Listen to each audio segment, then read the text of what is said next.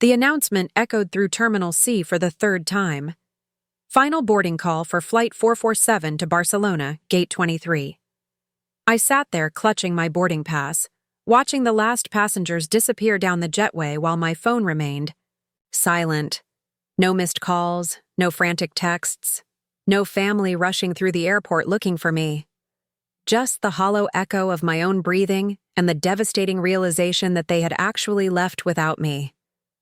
Before we jump back in, tell us where you're tuning in from, and if this story touches you, make sure you're subscribed, because tomorrow I've saved something extra special for you. My name is Wanda Phillips, and at 68 years old, I had just learned the most expensive lesson of my life about the difference between being loved and being useful. The family vacation I had planned and paid for, the reunion I had orchestrated to bring everyone together, had become the moment I discovered I was nothing more than an ATM with a pulse to the people I treasured most. But here's what they didn't know as they settled into their first-class seats somewhere above the Atlantic Ocean, probably toasting with champagne I had purchased. I wasn't just some forgotten old woman with hurt feelings. I was Wanda Phillips, founder and majority shareholder of Phillips Innovations, sitting on a $200 million empire that I had built from nothing. And in that airport terminal, abandoned and invisible, I made a decision that would change everything. The morning had started like a dream.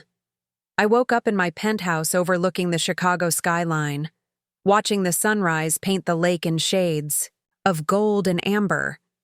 Today was supposed to be the culmination of months of planning, the beginning of a 2-week family vacation to Spain that I had been imagining for over a year. Not just any vacation, but a celebration of my retirement and a chance to finally spend uninterrupted time with the people who mattered most.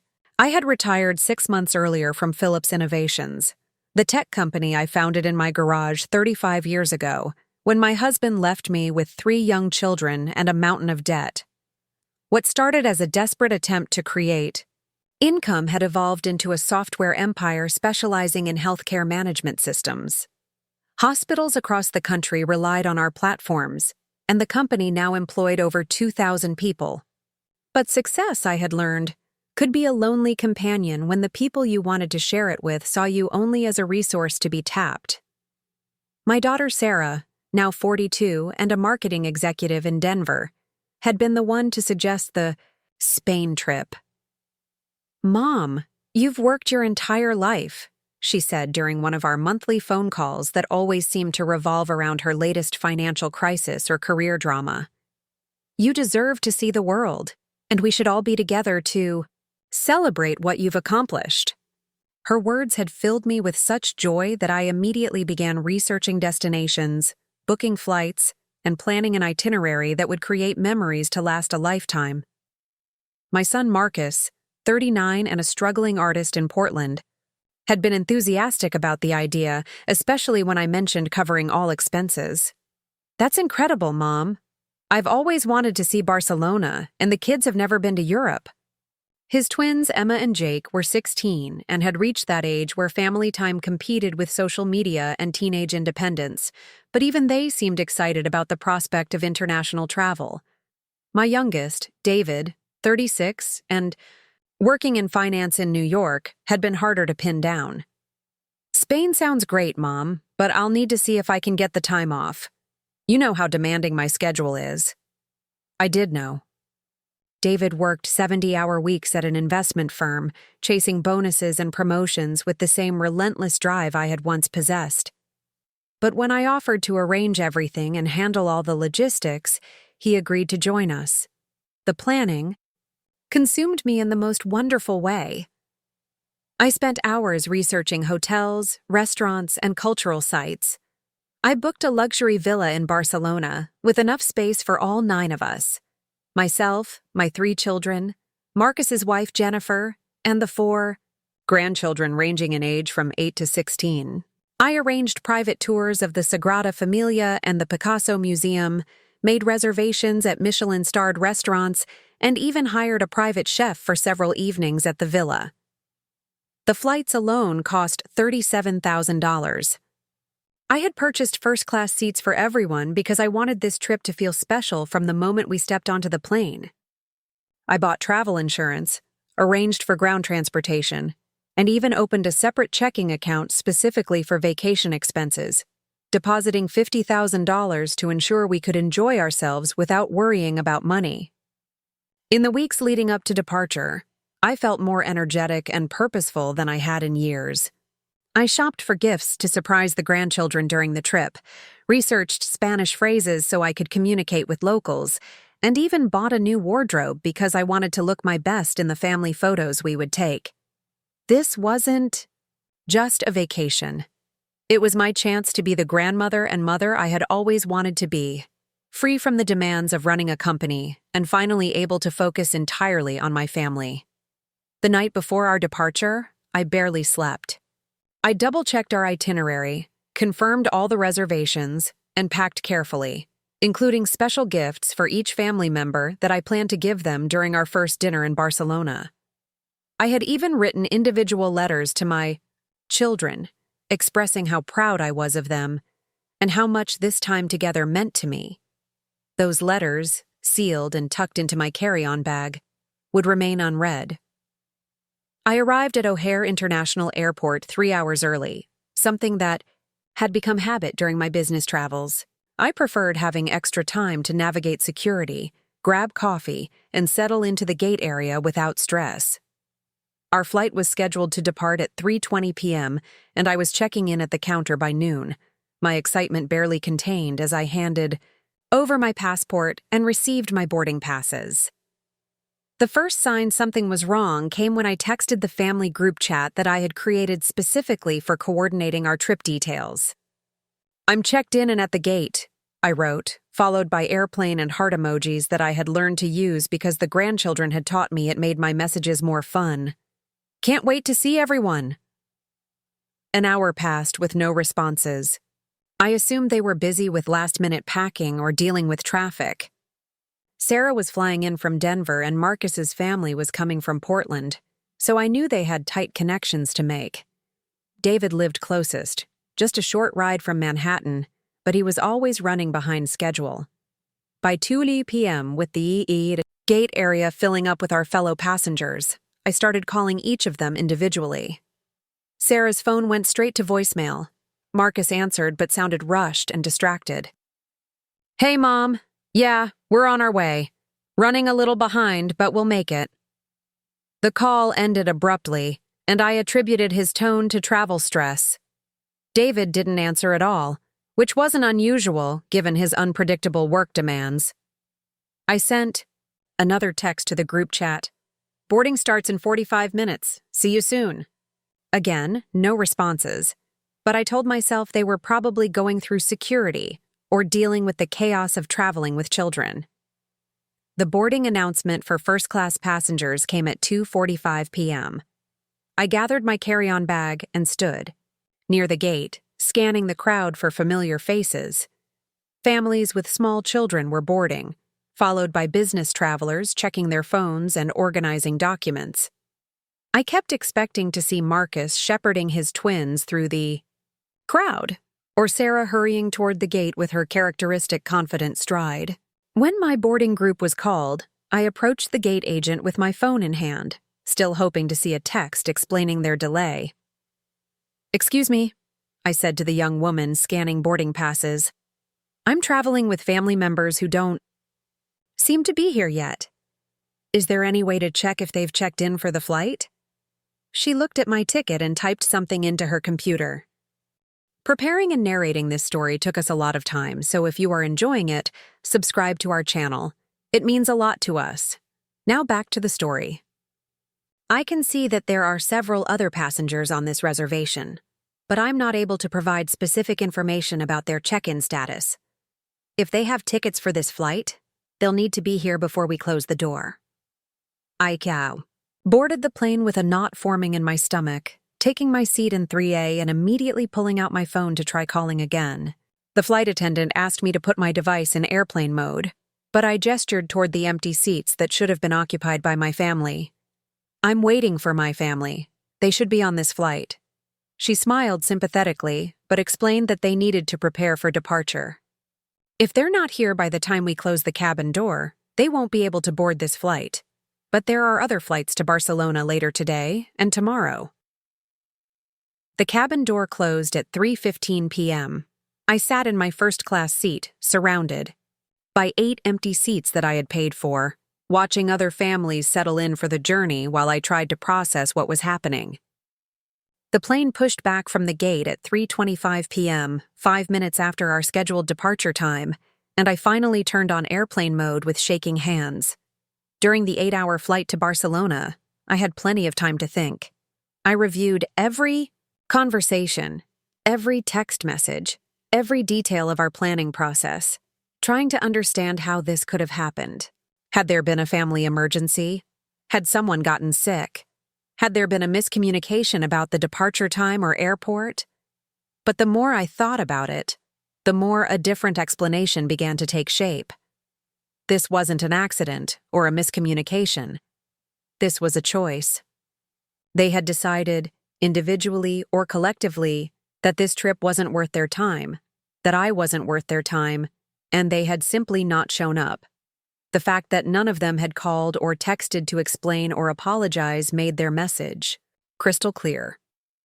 I landed in Barcelona alone, collected my single suitcase from baggage claim, and took a taxi to the villa I had rented for 9 people.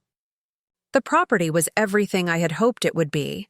A stunning 3-story house with a pool, terraced gardens, and views of the Mediterranean.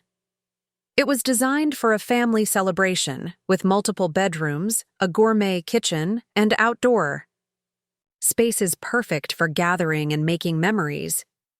Instead, I walked through the empty rooms like a ghost, my footsteps echoing off the tile floors. The silence was deafening. I had brought gifts for everyone, planned activities for every day, and imagined conversations and laughter filling these beautiful spaces. Instead, I was alone with my thoughts, and the dawning realization that I had been fooling myself about the nature of my relationships with my own children. That first night in Barcelona, I sat on the terrace with a glass of Spanish wine I had planned to share with Sarah, looking out at the city lights and trying to decide what to do next. I could fly home immediately and pretend this had never happened. I could stay and try to enjoy a solo vacation, though every sight and experience would be colored by the absence of the people I had wanted to share them with. Or I could use this time alone to think clearly about my life, my relationships, and what I wanted my future to look like. As I sat there in the warm Mediterranean air, listening to the distant sounds of families enjoying evening meals in nearby restaurants, I began to understand that this moment was not an ending, but a beginning. Not the end of a family vacation, but the start of a very different kind of journey. The next morning, I woke up in the master bedroom of a villa designed for celebrations and realized I had received a gift after all, though not the one I had expected. I had been given clarity. For years, I had been so focused on providing for my family, supporting their dreams, and maintaining relationships that I had failed to notice how one-sided those relationships had become. Sarah called me every month, but only when she needed career advice, financial help, or emotional support during her various romantic dramas. Marcus reached out when his art wasn't selling and the bills were piling up, or when he needed someone to watch the twins so he and Jennifer could have a weekend away. David contacted me primarily during holidays, or when he wanted to update me on his latest professional achievements, conversations that felt more like performance reviews than genuine connection. When was the last time any of them had asked how I was feeling? When had they last shown interest in my life beyond my ability to solve their problems or finance their dreams? When had they last made time for me that didn't revolve around what I could provide for them? The answer was painful but clear. Never. Or at least, not in years. Somewhere along the way, I had become not their mother, but their benefactor. Not a person they loved, but a resource they managed. And the Barcelona trip, which I had seen as an opportunity to reconnect and create new memories, had been their chance to enjoy a luxury vacation at my expense. Nothing more.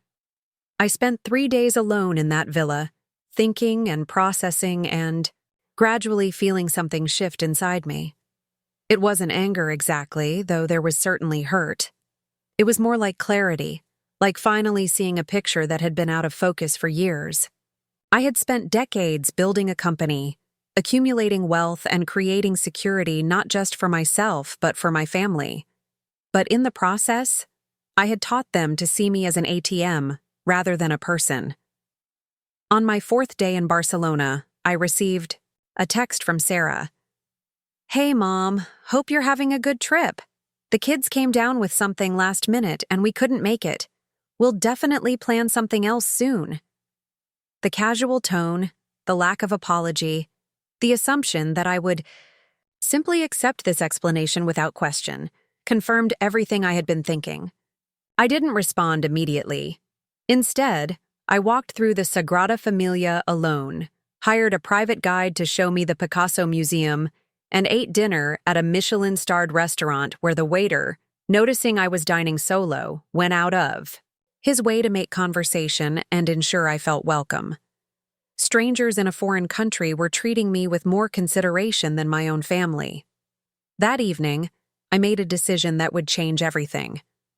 I pulled out my laptop and began researching estate planning attorneys in Chicago. Not because I was planning to die anytime soon, but because I was planning to live differently.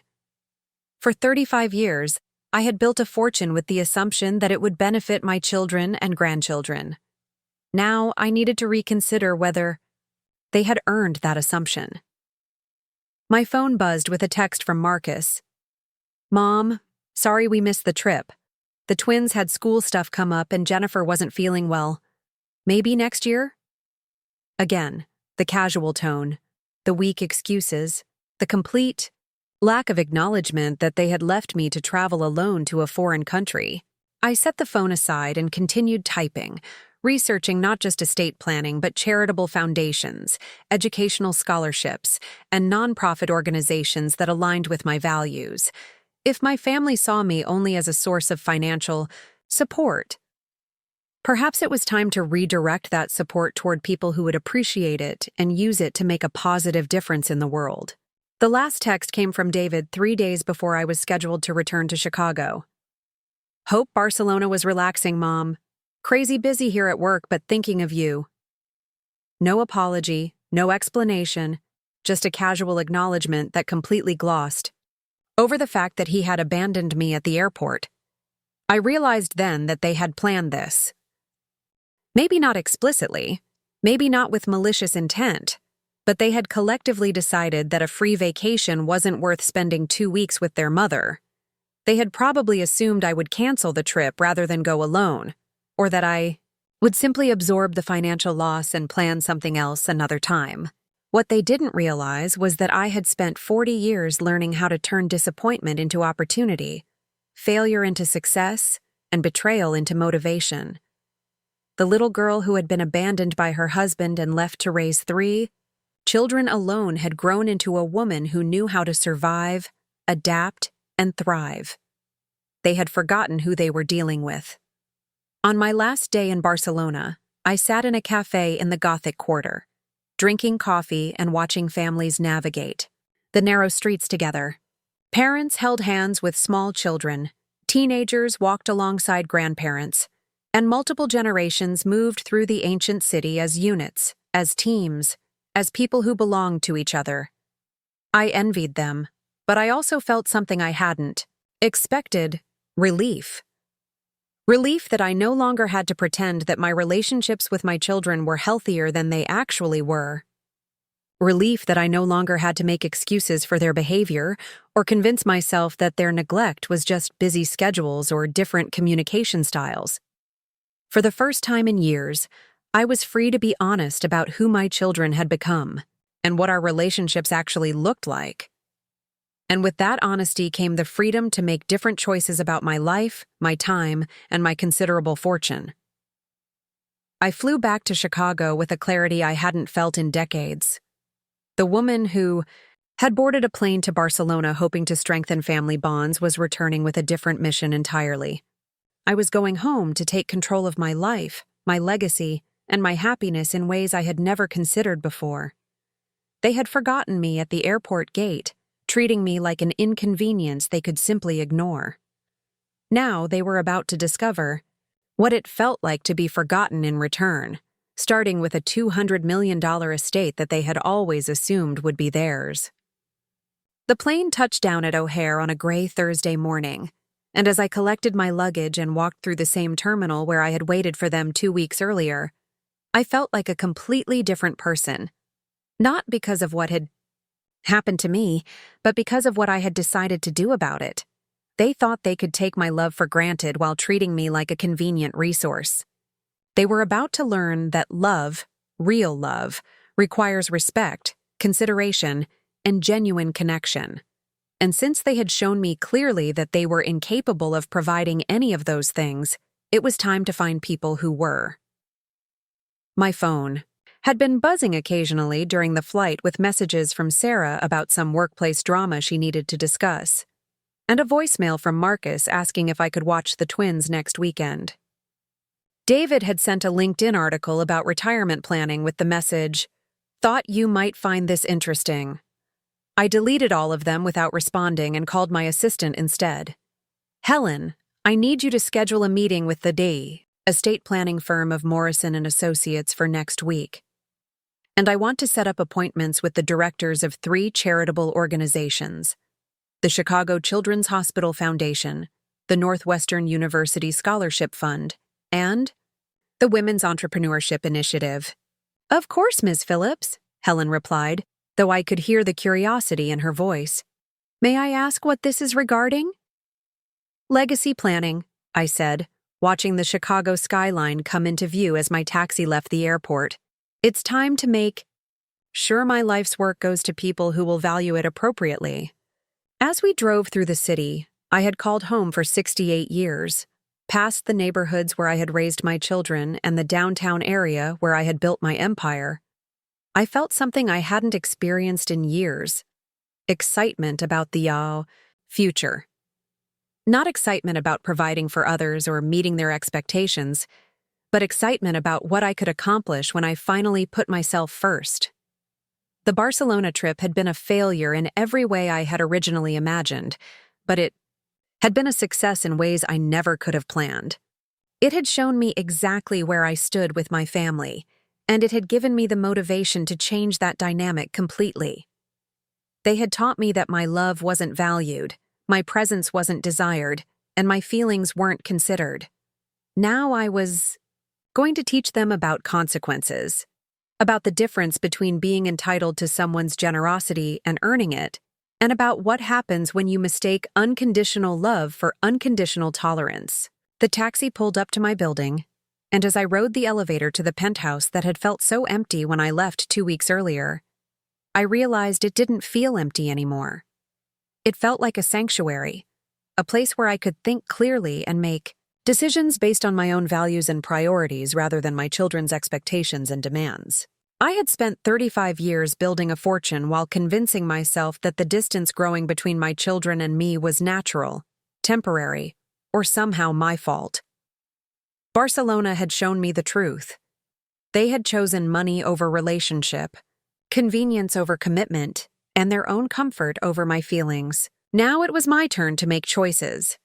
And I was going to choose people who saw me as more than a checkbook with a pulse, who valued my presence as much as my presence, and who understood that love is something you give and receive, not something you simply take for granted. The airport gate where they forgot me had been a moment of humiliation and heartbreak, but it had also been the beginning of my liberation, the start of a journey toward a life where I mattered for who I was, not just what I could provide. They were about to discover that forgetting someone worth $200 million was a very expensive mistake. The silence in my penthouse felt different when I returned from Barcelona. It wasn't the comfortable quiet of a peaceful home, but the sharp clarity that comes after a storm has passed, and you can finally assess the damage.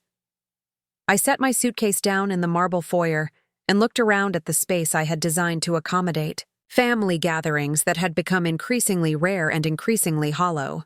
The oversized dining table where I had hosted Thanksgiving dinners for years watching my children check their phones between courses.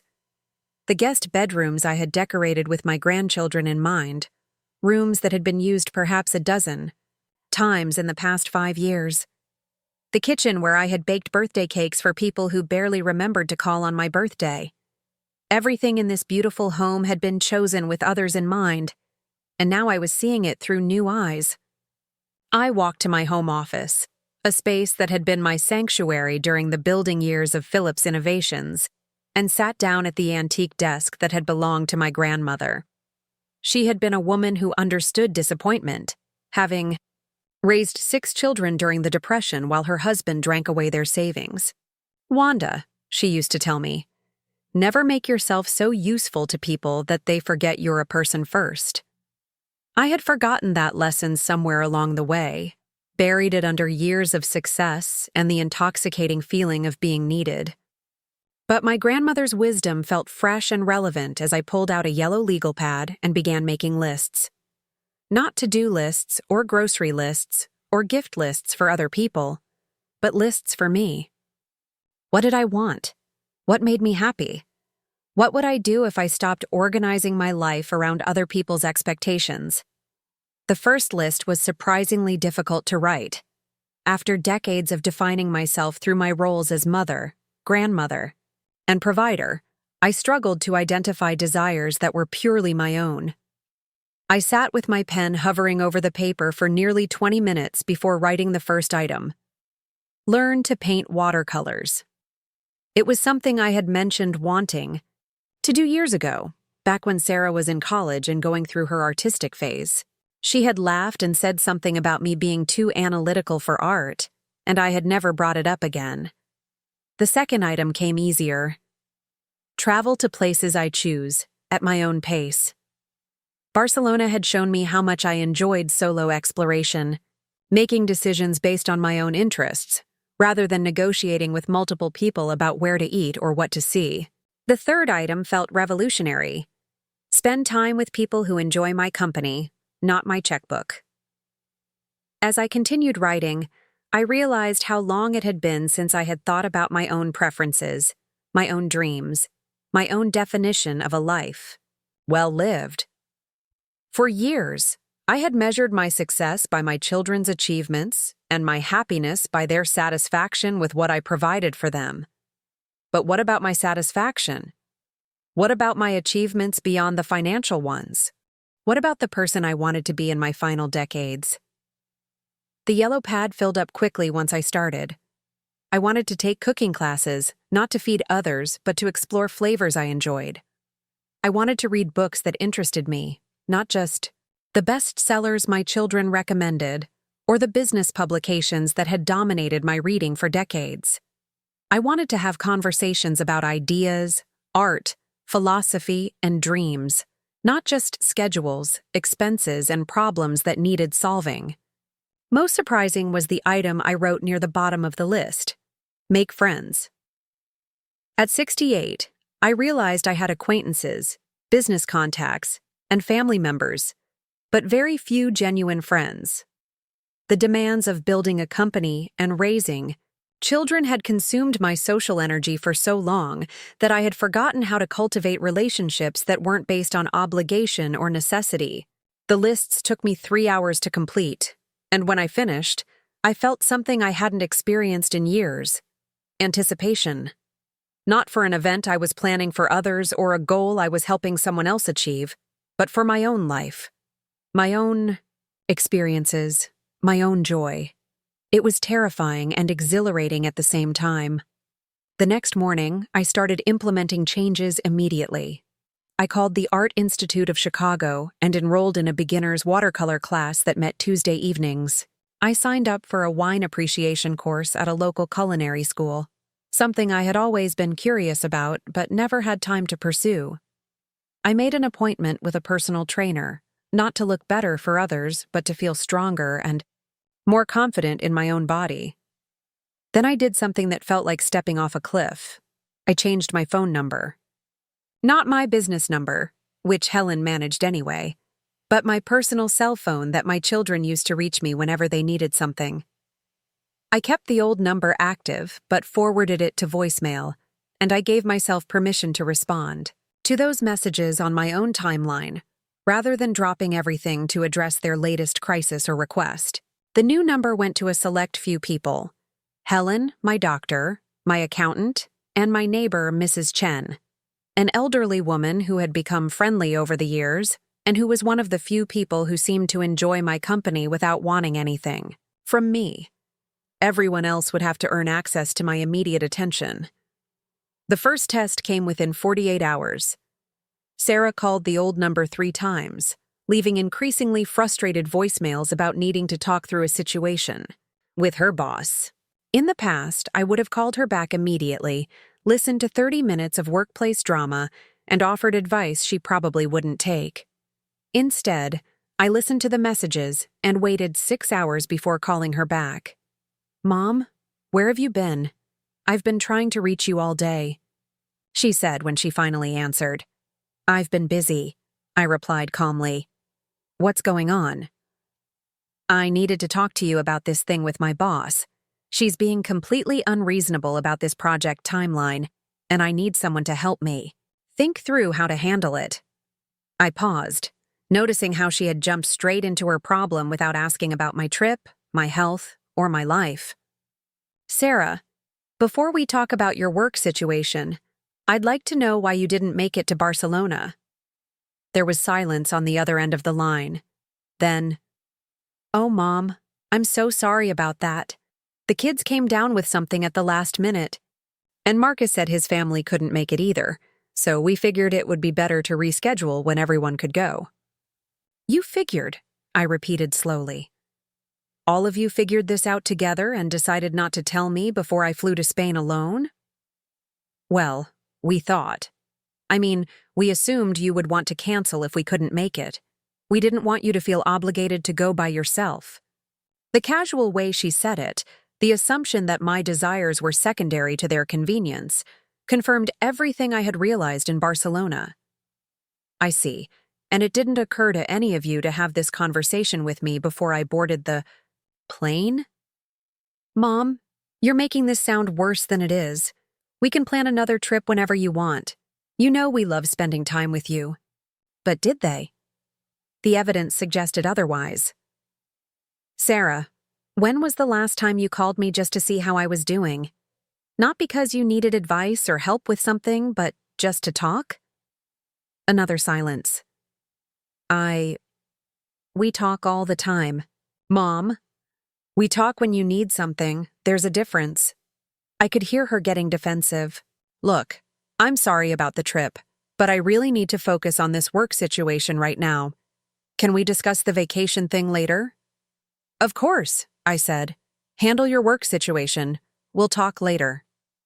I hung up feeling sad, but also oddly empowered. For the first time in years, I had stated my feelings directly instead of swallowing them to keep the peace.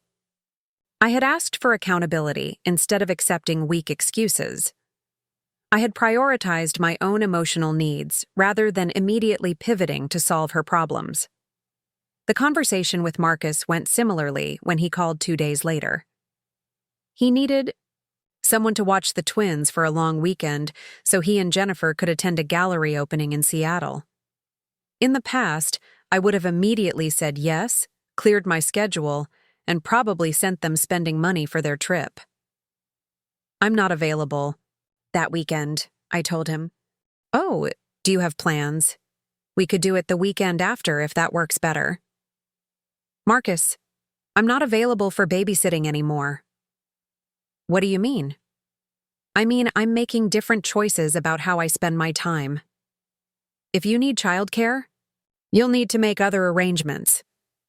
He was quiet for a moment. "Is this about the Barcelona thing?" "Mom, I explained about Jennifer not feeling well and the twins having school commitments. This isn't about Barcelona specifically. This is about me realizing that I've been so focused on being useful to all of you that I forgot to live my own life." "But you love spending time with Emma and Jake. You've always said they're the light of your life." "I do love them, and they are precious to me. But being someone's grandmother doesn't mean being their unpaid babysitter whenever it's convenient for their parents. The hurt in his voice was obvious. I don't understand what's gotten into you, Mom. You've always been there for us. I have been there for you. Consistently, reliably, financially, and emotionally. But it occurs to me that none of you have been there for me in quite the same way. He tried to argue, to list examples of their thoughtfulness, but the examples were thin and mostly involved things they had done years ago. Eventually, he said he needed to go figure out alternative childcare arrangements, and the call ended, with both of us feeling unsettled. David's reaction was the most telling when he called the following week. He had gotten a promotion at work and wanted to take me to dinner to celebrate. I agreed, curious to see whether this represented genuine desire to spend time with me or simply another performance of filial duty. We met at an expensive steakhouse downtown, the kind of place where he could be seen by colleagues and where the bill would demonstrate his success. He talked enthusiastically about his new role, the increased salary, and the corner office he would be moving into. I listened and asked appropriate questions, but I also paid attention to the dynamic between us. 30 minutes into the meal, he had talked exclusively about himself. He hadn't asked about my trip to Barcelona, my retirement activities, or my life in any meaningful way. When there was a natural pause in his monologue, I decided to test something. David, I've been thinking about making some changes to my estate. Planning. That got his attention immediately. What kind of changes? I'm considering establishing a charitable foundation that would manage most of my assets after I'm gone. His fork stopped halfway to his mouth. A charity? What about family? What about family? Well, I just assumed. I mean, we've never really talked about it, but I figured you'd want to leave your estate to your children and grandchildren. Why would you figure that? He looked genuinely confused by the question. Because that's what people do. They build wealth to pass on to their families. I built wealth to secure my own future and to have the freedom to make choices about how it's used. Whether those choices include family depends on a lot of factors. What factors? I looked at my son, this successful, confident man who had somehow reached the age of 36, believing he was entitled to inherit wealth he had done nothing to earn from a mother he barely made time to see. Whether family has invested in relationships with me the same way I've invested in relationships with them. Whether they see me as a person they love or a resource they expect to benefit from. He set down his fork completely. Mom, where is this coming from? Of course we love you. Do you? When was the last time you called me without wanting something? When was the last time you asked about my interests, my dreams, my feelings? When was the last time you made time for me that wasn't convenient for your schedule? He opened his mouth to respond, then closed it again. I could see him mentally reviewing our interactions, and the expression on his face suggested he wasn't, finding much evidence to contradict my observations. I've been busy building my career, he said finally. I thought you understood that. I thought you were proud of my success. I am proud of your success. But success doesn't excuse neglecting relationships with people who love you. I haven't neglected you. David, you didn't show up for a family vacation I planned and paid for. You didn't call to explain or apologize. You sent a text 3 days later saying you hoped I had a relaxing time. If that's not neglect, what would you call it? He shifted in his seat, clearly uncomfortable. We should have handled that better. But you have to understand, the timing was just really difficult with work. The timing was difficult, so you decided not to mention that until after I had already left for the airport? We didn't want to disappoint you. So instead, you abandoned me. The word hung in the air between us. He started to protest, but I held up my hand. I'm not interested in excuses or explanations at this point. I'm interested in understanding who you've become and what kind of relationship you actually want with me. Because the relationship we've had, where I provide support and resources while you provide occasional updates about your achievements, isn't working for me anymore.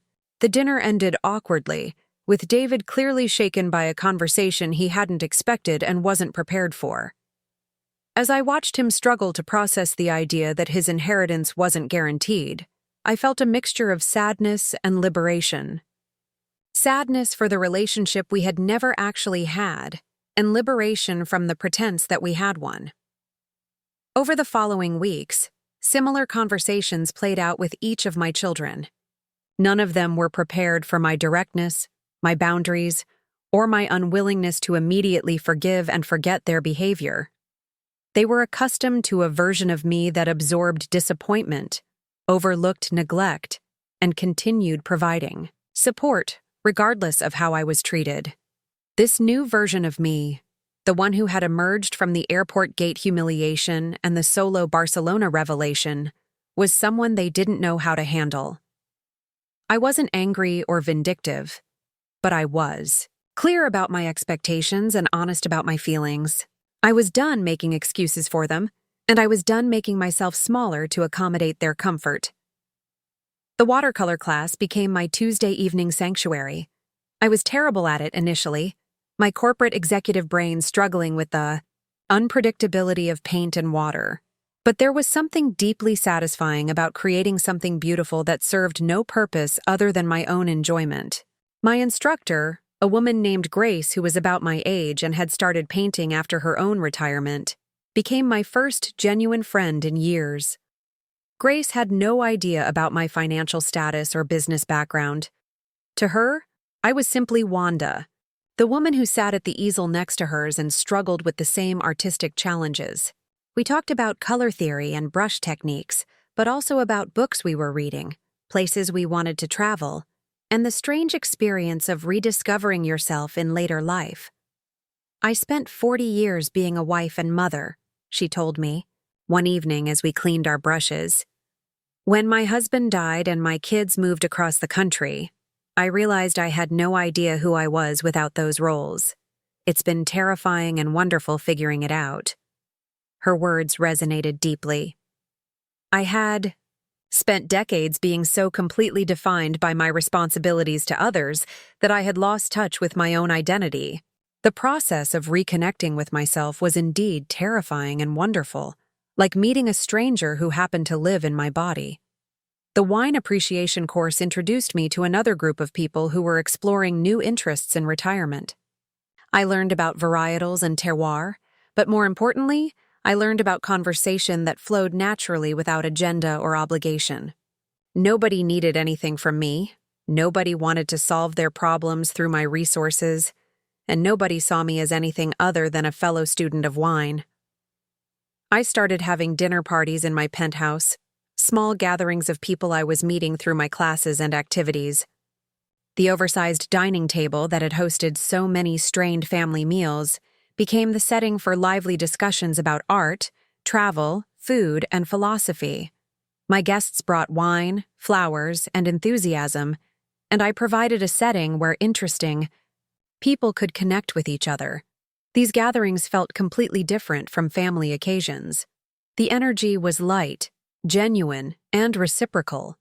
People thanked me for hosting, but they also contributed to the conversation, asked about my interests, and invited me to their homes in return. It was my first experience in years of social interaction that felt balanced and mutual. Meanwhile, my relationship with my children continued to evolve in ways that surprised all of us. Without my constant availability and automatic yes to their requests, they had to find other solutions to their problems. Sarah hired a babysitter when she needed one instead of calling me. Marcus arranged alternative childcare for his weekend trips. David started handling his own emotional processing instead of using me as his unpaid therapist.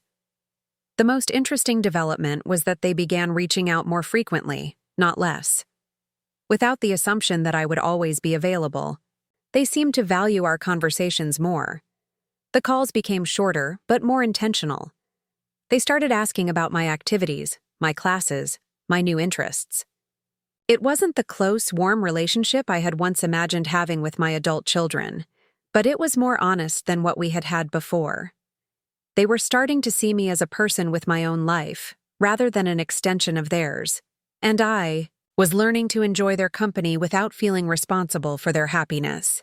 The changes in my daily life were accumulating into something larger, a fundamental shift in how I saw myself and my place in the world. I was no longer the woman who said yes to everything, who dropped everything to solve other people's problems, who measured her worth by her usefulness to others. I was becoming someone who had opinions about art, who could discuss the mineral content of soil and how it affected wine flavor, who had friends who called just to chat about their day. I was becoming someone who made plans based on her own interests, who set boundaries without apologizing, who took up space in conversations instead of just facilitating them for others. The transformation wasn't complete, and it wasn't always comfortable. There were moments when I second-guessed my new approach, when I wondered if I was being selfish or unreasonable. But then I would remember sitting alone in that airport gate, surrounded by empty seats I had paid for, and I would remember that being too generous, too accommodating, too selfless had not protected me from being forgotten and abandoned. My grandmother's voice echoed in my memory during these moments of doubt.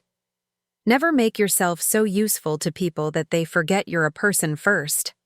I was finally learning to be a person first, and the world was responding to me differently because of it. The real test would come when it was time to formalize these changes in legal documents, when my new understanding of relationships and reciprocity would be reflected in how I chose to distribute my life's work. But for now, I was content to continue this process of rediscovery, to keep meeting this woman named Wanda, who had been buried under decades of obligation and was finally emerging into the light. The Barcelona trip that had started as a family celebration had become something much more valuable, the beginning of my own personal renaissance. And unlike the vacation they had abandoned, this journey was one I was taking entirely for myself, at my own pace, according to my own desires. For the first time in decades, I was excited to see where it would lead. The law offices of Morrison and Associates occupied the 42nd floor of a gleaming downtown tower, the kind of building where serious money received serious attention. I had dressed carefully for this appointment, choosing a navy blue suit that projected authority and confidence. This wasn't a meeting where I wanted to be seen as anyone's sweet grandmother or a woman who could be easily influenced by emotional appeals. Margaret Morrison herself had agreed to handle my case, which told me that Helen had communicated the scope of my assets effectively when scheduling the appointment. Morrison was a woman in her 50s, with silver hair and intelligent eyes, who had built her reputation handling complex estate planning for Chicago's wealthiest families. Her office walls displayed degrees from Harvard Law and photographs with governors and senators. But what impressed me most was the way she listened. "Mrs. Phillips," she began after we had settled into her conference room with coffee and a thick folder of documents. "Helen mentioned that you're interested in restructuring your estate plan.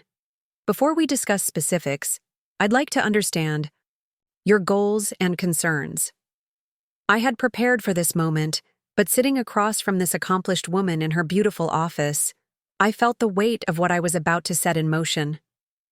I need to ensure that my life's work goes to people who will value it appropriately and use it to make a positive impact in the world.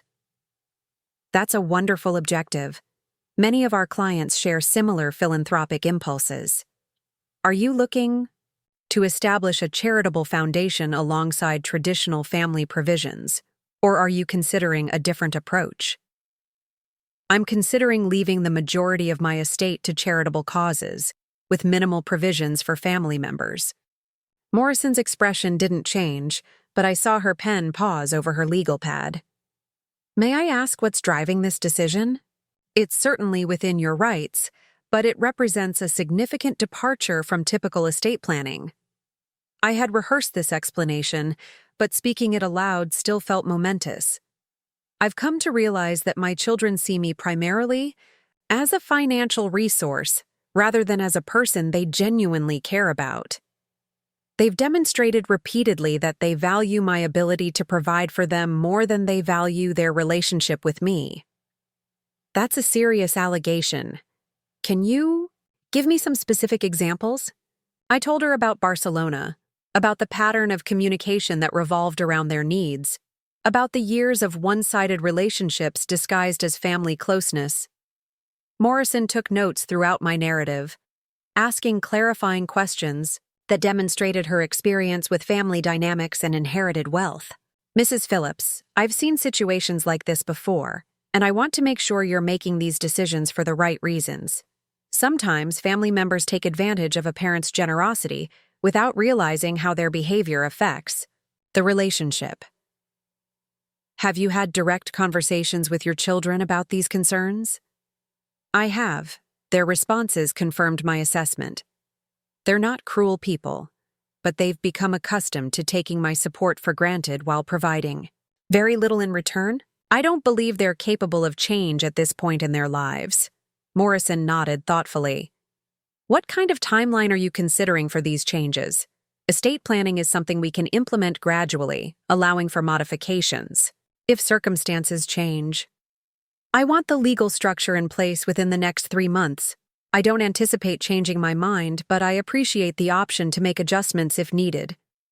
We spent the next 2 hours going through my financial statements, asset portfolios, and current will. Morrison's team had clearly done their homework before my arrival, because they had prepared preliminary calculations showing how different allocation scenarios would affect tax implications and charitable deductions.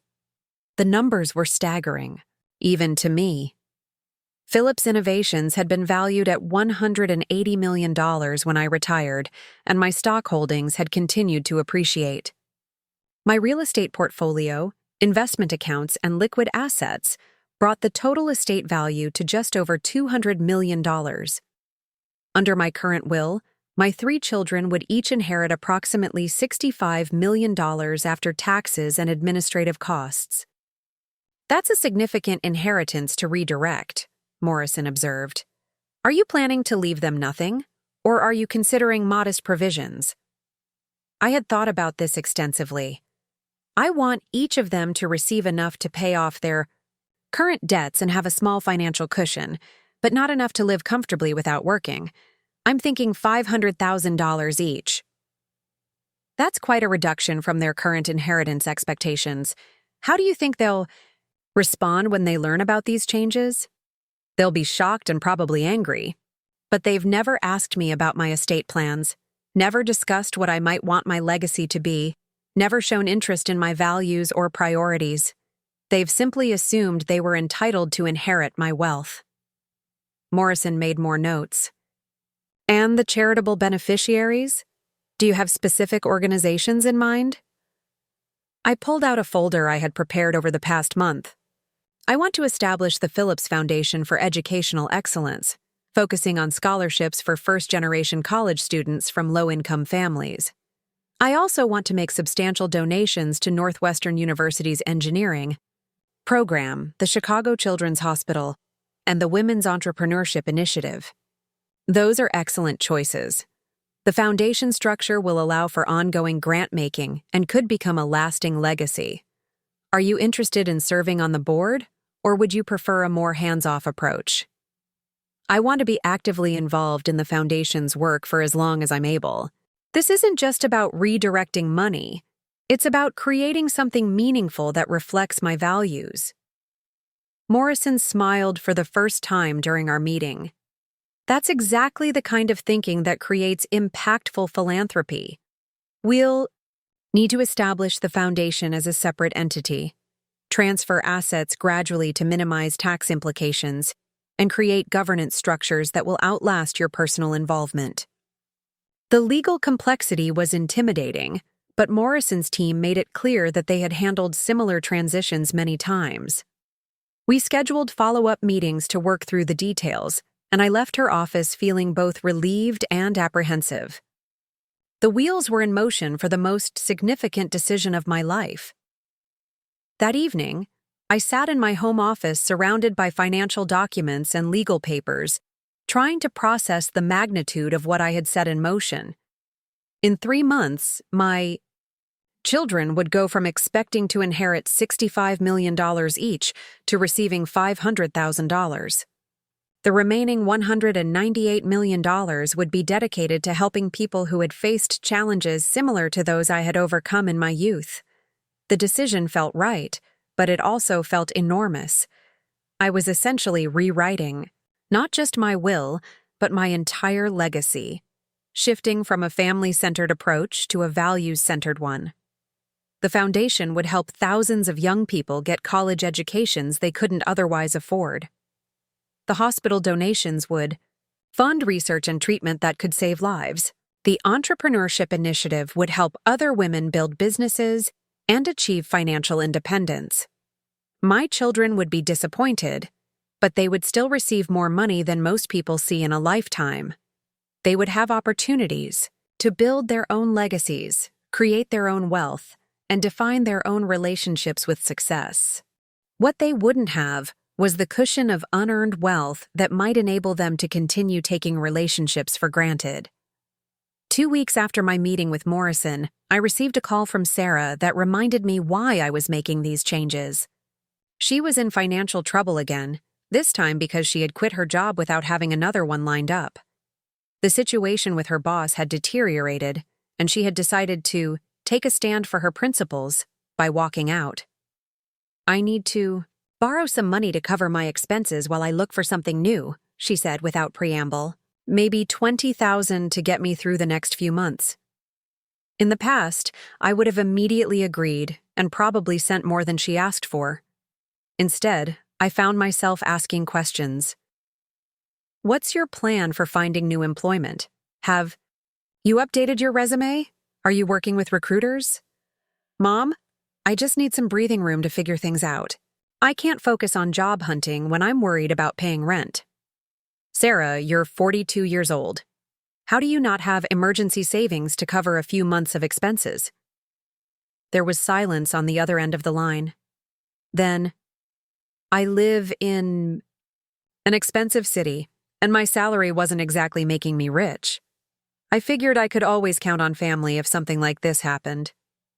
"You figured you could count on me to bail you out if you made impulsive career decisions."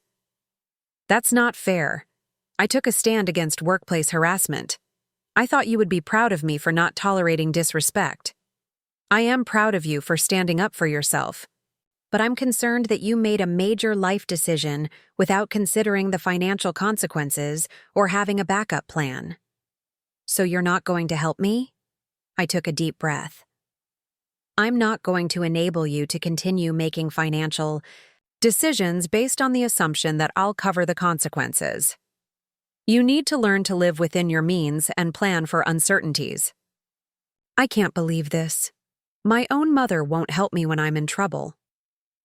"Sarah, I've helped you countless times over the years. I've covered credit card debt, car repairs, medical bills, and security deposits. At what point do you take responsibility for managing your own finances?" The conversation ended with her hanging up on me, but I felt oddly calm afterward. For years, I had been subsidizing her poor financial planning while telling myself I was being a supportive mother. In reality, I had been enabling her to remain financially immature because she knew I would always provide a safety net. A similar dynamic played out with Marcus the following week. His latest art show had been a commercial disappointment, and he needed help making his mortgage payment. When I declined to provide the money, he became defensive and accusatory. "I thought you wanted to support my artistic career," he said. "You've always said you were proud of my creativity."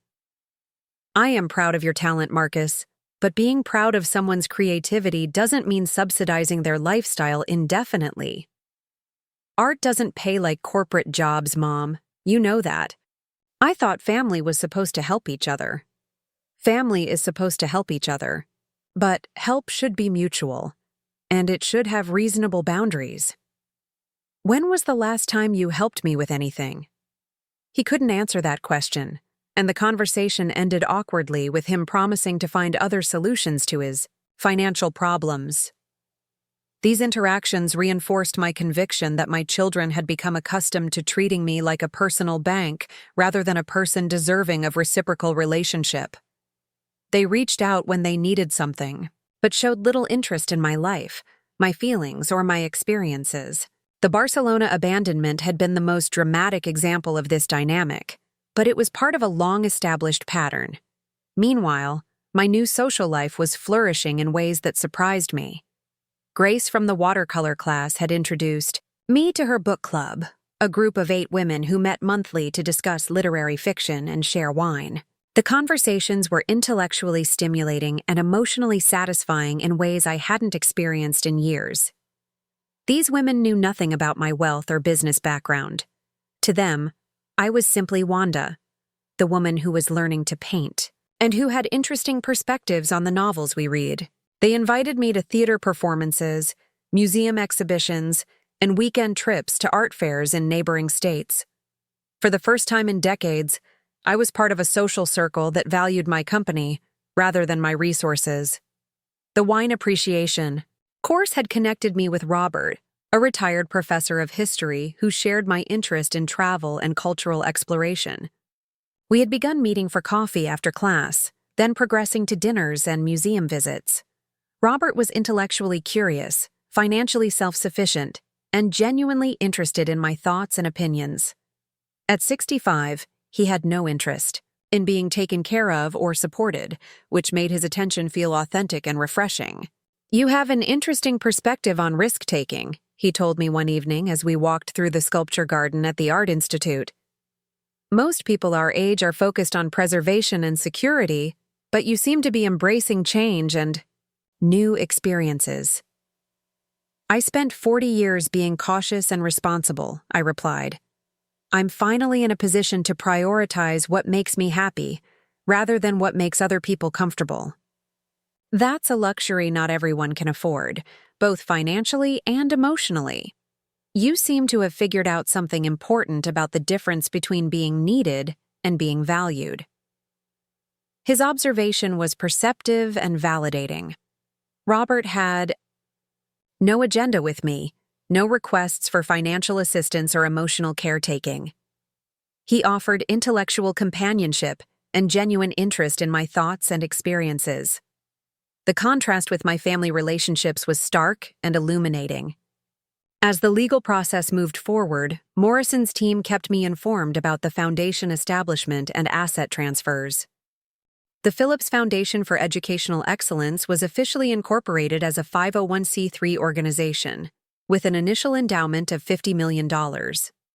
I had been appointed as the founding board chair, with governance structures that would ensure the foundation's mission continued beyond my lifetime.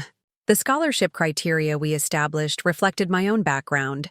Students from low-income families who would be the first in their families to attend college, with particular preference for those interested in business, engineering, or technology fields.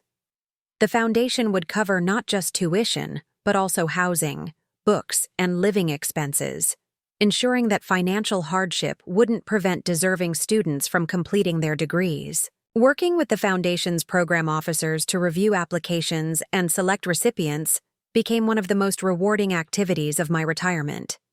These young people reminded me of myself at 18, hungry for education and opportunity, but lacking the financial resources to pursue their dreams. Their gratitude was genuine and their determination inspiring. One of our first scholarship recipients was Maria Gonzalez, a high school senior from a family of immigrants who wanted to study computer engineering.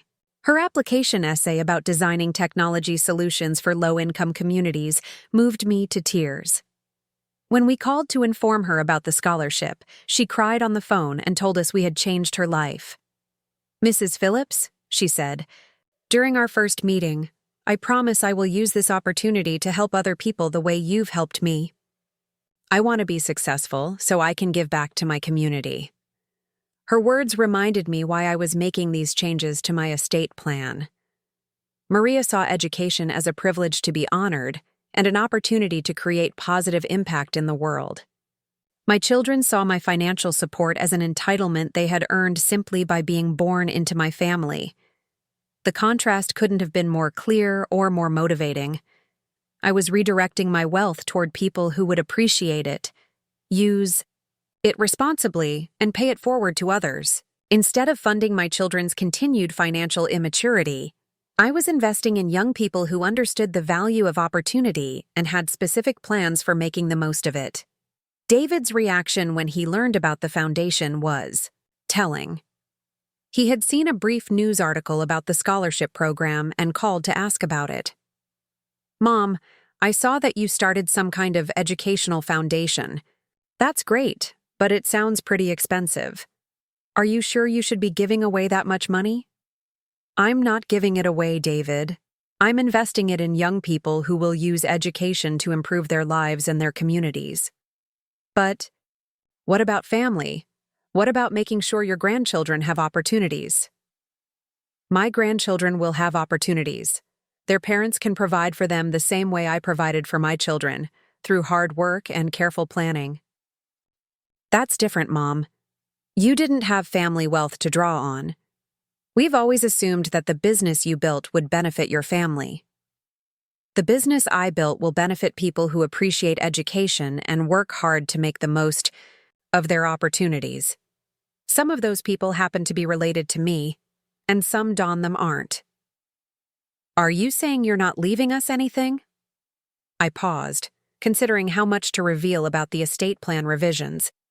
"I'm saying that my legacy will reflect my values, and those values include helping people who need help, rather than people who simply want more money."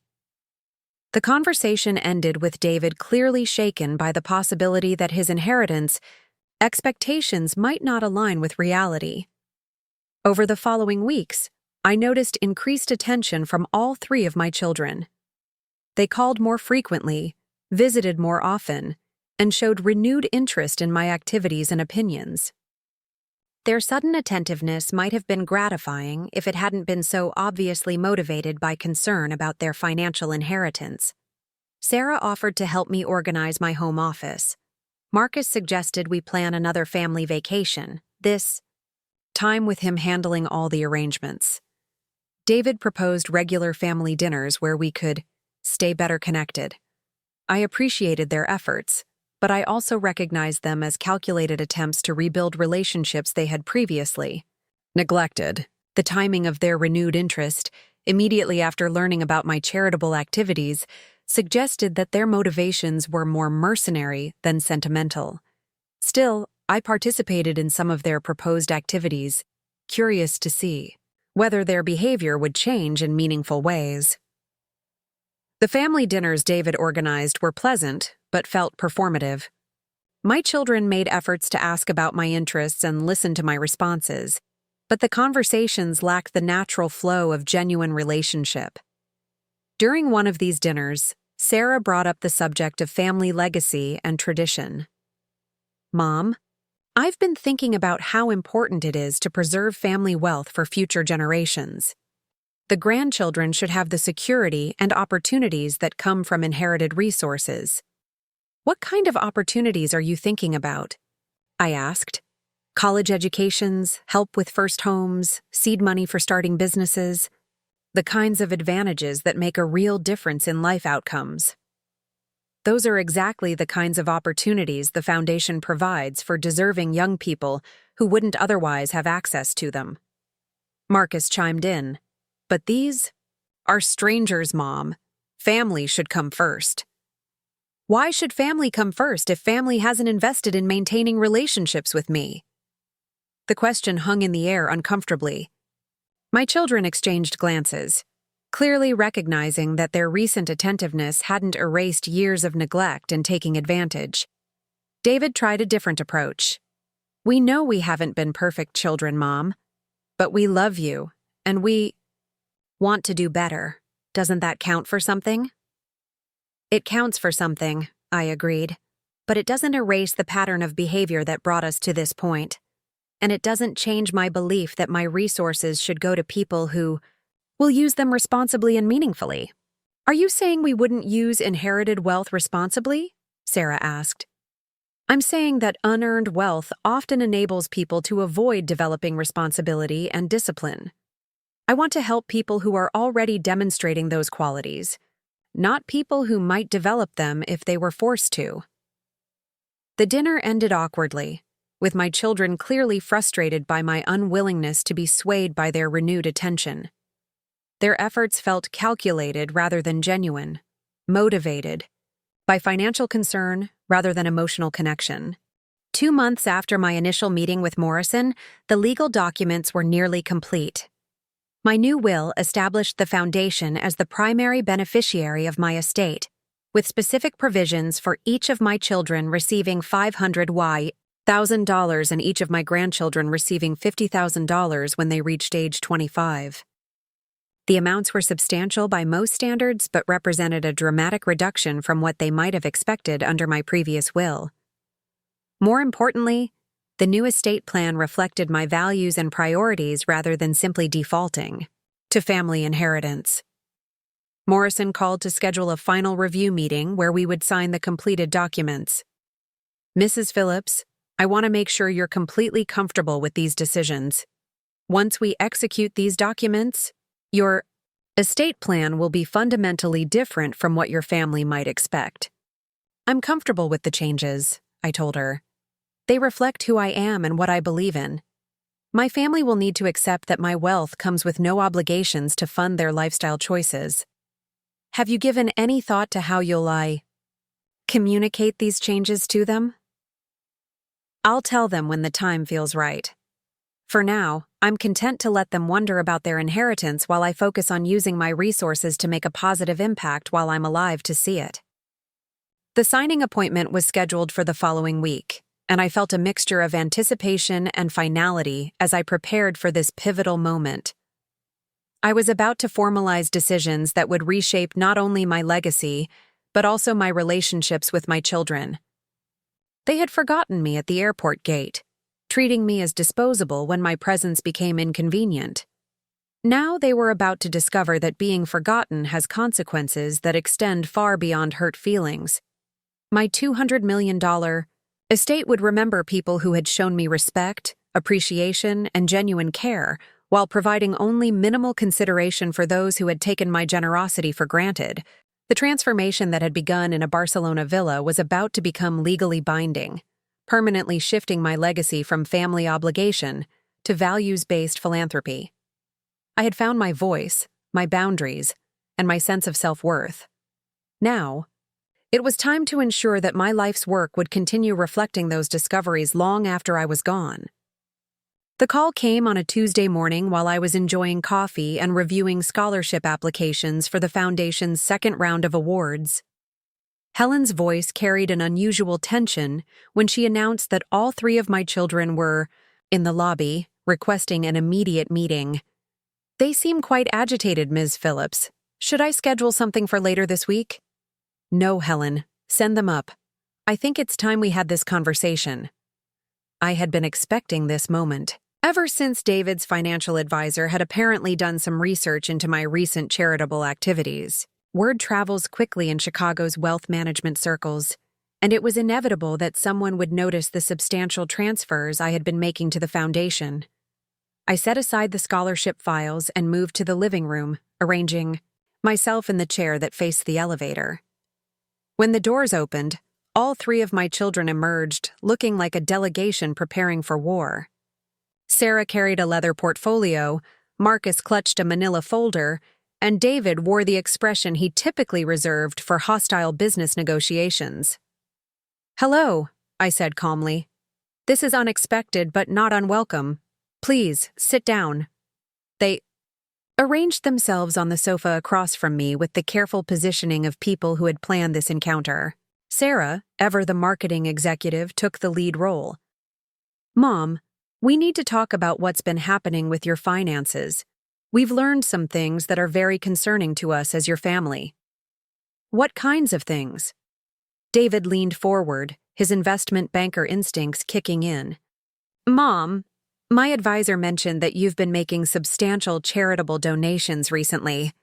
We're talking about tens of millions of dollars. That's not typical behavior for someone your age."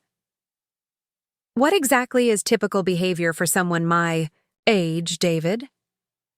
Preservation of capital, conservative investment strategies, planning for long-term care costs, and ensuring family security. Marcus opened his folder and pulled out printed pages from the foundation's website. Mom, this foundation you started has received $50 million already, and according to their annual report, they're expecting additional funding. That's an enormous amount of money to give away. It's my money to give away, Marcus. Sarah leaned forward with the concerned expression she had perfected during years of managing difficult clients. Mom, we're worried that someone might be taking advantage of you.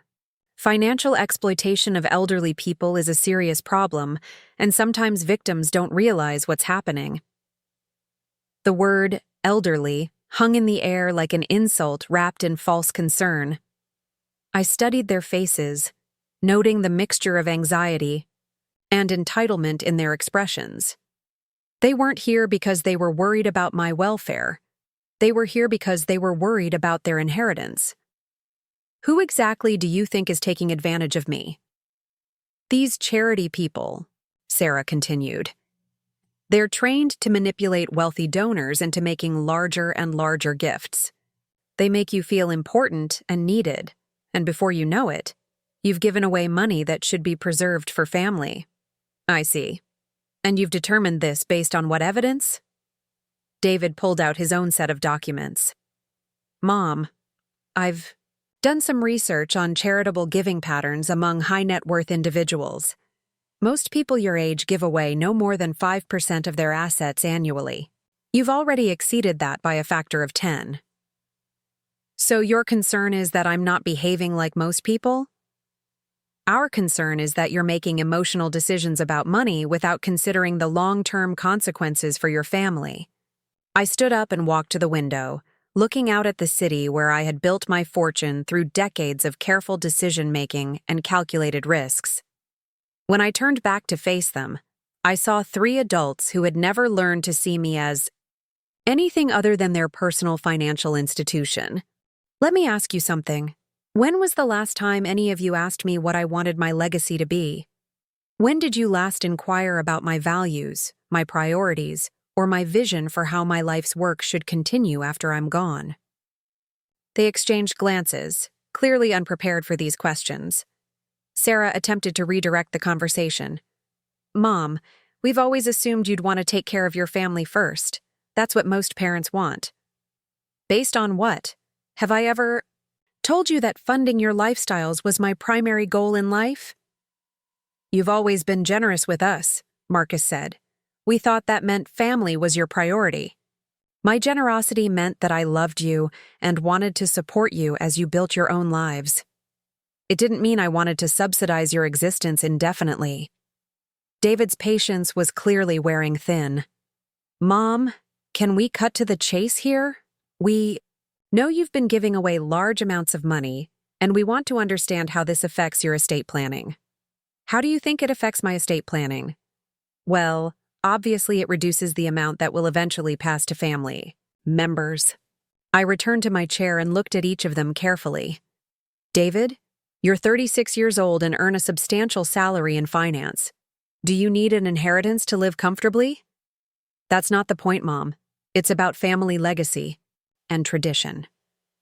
Sarah, you're 42 and have built a successful marketing career. Do you require inherited wealth to achieve your goals? Mom, this isn't about need. It's about what families do for each other. Marcus, you're 39 with a wife and children. Are you incapable of providing for your family through your own efforts? Art doesn't pay like other careers, Mom. You know that. So you've all been operating under the assumption that my wealth exists primarily to supplement your own earning capacity? The directness of my question clearly made them uncomfortable. Sarah tried to soften the conversation. Mom, we're not trying to be mercenary here. We love you, and we want what's best for you. But giving away most of your money to strangers doesn't seem like the best decision for anyone. Why doesn't it seem like the best decision for me? Because you're eliminating your security, reducing your options, and cutting your family out of the legacy you spent a lifetime building. I opened the drawer of the side table next to my chair and pulled out a copy of my new will. I had been carrying it with me for weeks, waiting for this conversation. Since you're so concerned about my estate planning, I think you should see the current version of my will. David reached for the document immediately, his eyes scanning the pages. With professional efficiency, I watched his expression change from curiosity to confusion to something approaching panic. Mom, this can't be right. This shows the foundation as the primary beneficiary of your estate. That's correct. Sarah grabbed the will from David and began reading. It says here that each of us gets $500,000. $500,000. That's it? That's a substantial amount of money by most people's standards. Marcus was reading over Sarah's shoulder, his face pale. Mom, under your old will, we were each getting over $60 million. You're talking about reducing our inheritance by more than 90%. I'm talking about redirecting my assets toward people and causes that align with my values. David stood up abruptly, his composure finally cracking. This is insane, Mom. You're giving away our inheritance to fund scholarships for strangers. I'm using my money to help deserving young people get educations they couldn't otherwise afford. People who appreciate opportunities rather than expecting them. Sarah's marketing training kicked in as she attempted to negotiate. Mom, if you want to support education, that's wonderful. But couldn't you donate, say, 20% of your estate and still leave substantial amounts for family? I could do that, but I choose not to. Why not? Marcus demanded. We're your children. Doesn't that count for something? Being my children gives you my love, not my money. Love is unconditional. Financial support is not. So you're punishing us, David said. This is about Barcelona, isn't it? You're destroying our futures because we missed one family vacation. I felt a familiar flash of anger, but I kept my voice steady. This isn't punishment, David. This is clarity. Barcelona wasn't an isolated incident. It was a perfect example of how you've learned to treat me. You see me as a resource to be managed, rather than a person to be cherished. That's not true, Sarah protested. We love you, Mom. Do you? When was the last time you called just to see how I was doing? When did you last visit without wanting something? When have you ever asked about my dreams, my fears, my hopes for the future? The silence that followed was answer enough. They couldn't respond because they had never developed the habit of seeing me as a complete person with my own emotional needs and aspirations. Marcus tried a different approach. Mom, even if we haven't been perfect children, don't you want to provide security for your grandchildren? They didn't do anything wrong. The grandchildren will each receive $50,000 when they turn 25. That's seed money for their adult lives, not a substitute for developing their own capabilities. $50,000 won't pay for college, Sarah said. No, but it will give them options and opportunities. Their parents can save for their college educations the same way I saved for yours. David was pacing now, his financial mind clearly calculating the magnitude of what he was losing. Mom, do you understand what you're doing? You're taking away generational wealth that could secure our families for decades. I'm ensuring that my wealth goes to people who will use it to build something meaningful rather than people who see it as an entitlement they've earned by being born. We didn't earn it by being born, Sarah said. We earned it by being your children, by loving you, by being part of your family. Have you loved me, Sarah? Or have you loved what I could provide for you? When you call me, do you want to hear about my life? Or do you want to tell me about your problems and ask for my help solving them? She opened her mouth to protest, then closed it again. The truth was uncomfortable but undeniable. Marcus pulled out his phone and began typing furiously. I'm calling Jennifer. She's not going to believe this. The kids' college funds, our retirement security, everything we've been planning for. Marcus, you're 39 years old. Most people don't have wealthy parents to fund their retirement and their children's education. They figure it out through work, saving, and careful planning. But we're not most people, he said. We're your family. We thought family meant something to you. Family does mean something to me. It means loving people enough to help them become independent, capable adults, rather than enabling them to remain financially dependent on their parents forever. David stopped pacing and turned to face me with an expression I had never seen before. Mom, this is going to destroy our relationships. If you go through with this, you're choosing strangers over your own children. I'm choosing people who demonstrate gratitude, responsibility, and appreciation over people who demonstrate entitlement, dependence, and taking advantage. So that's it? Sarah asked.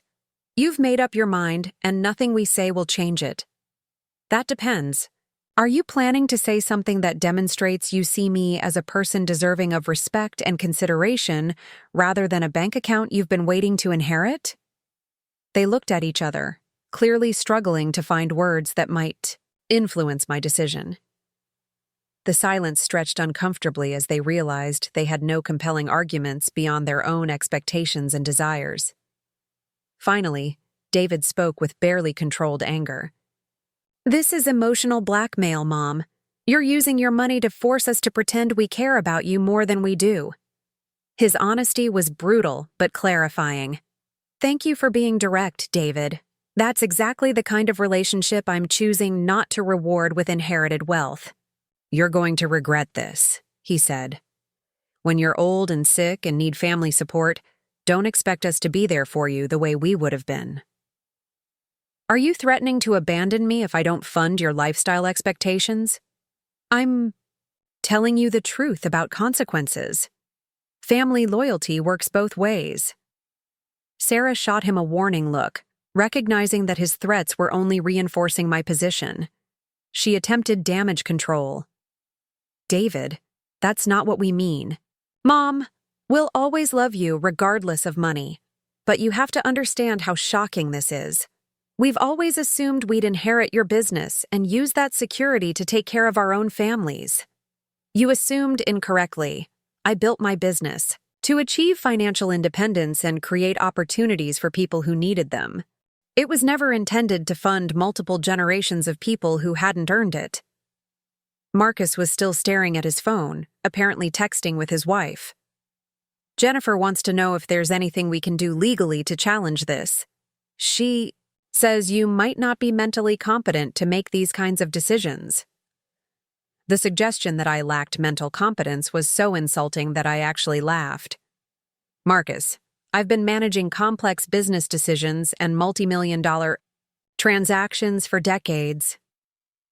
My mental competence has been evaluated by multiple attorneys and financial advisors throughout this process. But please feel free to spend your own money on legal challenges. We might have to, David said. This isn't just unfair, it's irrational. No reasonable person gives away $200 million to charity while leaving their children, with token amounts. Reasonable according to whom? Your financial advisor? Your expectations? Or your assumptions about what I owe you? Sarah made one last attempt at persuasion. Mom, what if we compromise? What if you split your estate 50-50 between family and charity? That would still be an enormous charitable contribution, but it would also provide security for your children and grandchildren.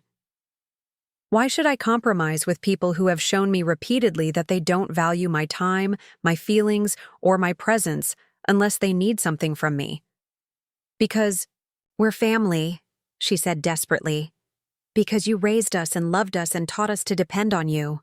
I taught you to depend on yourselves. You chose to depend on me instead. The conversation continued for another hour, cycling through anger, bargaining, guilt, and threats. My children tried every negotiation tactic they could think of, but their arguments all boiled down to the same basic premise. They deserved my money because they were my children. What they couldn't or wouldn't acknowledge was that inheritance is a gift, not a right. And gifts should go to people who appreciate them, value the giver, and will use them responsibly. My children had demonstrated none of those qualities. When they finally left, they were angry, hurt, and confused. They had come expecting to talk me out of charitable giving they saw as excessive. Instead, they had learned that their entire financial future had been restructured around values they didn't share and relationships they had failed to maintain. The apartment felt different after they left, charged with the energy of confrontation, but also with a sense of finality. I had said things that needed to be said for years, and they had revealed attitudes and expectations that confirmed every decision I had made. I poured myself a glass of wine and sat on my terrace, looking out at the city lights and thinking about the conversation. There had been no apologies, no acknowledgement of their behavior, no recognition of how they had treated me over the years. Their focus had been entirely on what they were losing, not on what they might have done to earn my continued generosity. The phone rang within an hour. It was Sarah, her voice carefully controlled. "Mom, we've been talking, and we want you to know that we understand you're upset with us. We're willing to work on our relationships and spend more time together as a family." "That's wonderful, Sarah. What does that look like?" "Well, we could start having regular family dinners again, and maybe plan some trips together, ones where we all contribute and participate equally." "And you think that spending time with me now will influence my estate planning?" There was a pause. "We think it's important to rebuild our relationships, regardless of money. But yes, we hope you'll reconsider some of these changes if you see that we're serious about being better children." "Sarah, do you hear yourself? You're offering to be better children in exchange for inheritance money. That's not relationship building. That's transaction negotiating." "That's not what I meant." "It's exactly what you meant. You're offering me time and attention now because you want me to change my will. Where was this interest in family relationships when you thought your inheritance was secure?" She hung up without answering, and I wasn't surprised. The truth was uncomfortable, for all of them. Over the following days, I received similar calls from Marcus and David, each attempting different strategies to change my mind. Marcus emphasized the impact on his children, painting vivid pictures of the opportunities they would miss without inherited wealth. David focused on the irrationality of my decision, citing statistics about charitable giving and family wealth preservation. None of them addressed the core issue. They had taken me for granted for years, treating me as a convenient resource rather than a person deserving of respect and consideration. Their sudden interest in rebuilding relationships was transparently motivated by financial concern rather than genuine affection. I found myself thinking about Maria Gonzalez, the young woman who had received our first scholarship. She had sent me a handwritten thank you note every semester, updating me on her progress and expressing gratitude for the opportunity to pursue her education. She had invited me to her graduation ceremony and introduced me to her family as the woman who had made her dreams possible. The contrast between Maria's genuine appreciation and my children's entitled expectations was stark and illuminating. Maria saw education as a privilege to be honored. My children saw inheritance as a right to be claimed. Maria planned to use her degree to help her community. My children planned to use inherited wealth to maintain lifestyle expectations they hadn't earned. 2 weeks after the confrontation, I received a formal letter from an attorney representing all 3 of my children. They were requesting copies of my medical records, financial statements, and evidence of my mental competency. They were also demanding that any changes to my estate plan be delayed pending a thorough evaluation of my decision-making capacity. The letter was professionally written but deeply insulting. Rather than accepting my choices or working to repair our relationships, they were attempting to have me declared incompetent to manage my own affairs. The woman who had built a $200 million empire was apparently not qualified to decide how that money should be distributed. I forwarded the letter to Morrison, who called me within hours. "Mrs. Phillips, I've seen challenges like this before, and I want you to know that your children have very little legal standing. You've been evaluated by multiple professionals throughout our planning process, and your competency is well documented. What happens next? They can request hearings and evaluations, but it will be expensive and ultimately unsuccessful. Your mental capacity is clearly intact, and your decisions, while unconventional, are well-reasoned and legally sound. Will this delay the implementation of my new estate plan? Not significantly. We can execute the final documents while their challenge is pending. Their attempt to question your competency actually strengthens your position by demonstrating that their primary concern is financial rather than emotional. Morrison was right. The legal challenge revealed my children's true priorities more clearly than any conversation we could have had. They weren't concerned about my welfare or my happiness. They were concerned about their inheritance. Rather than respecting my choices or working to understand my perspective, they were attempting to have my decisions overruled by claiming I lacked the capacity to make them. The irony was profound. The same children who had ignored my feelings, dismissed my presence, and taken my generosity for granted were now claiming to be concerned about my best interests. The same people who had never asked about my dreams or values were suddenly experts on what I should want for my legacy. Their legal challenge would fail, but it had already accomplished something important.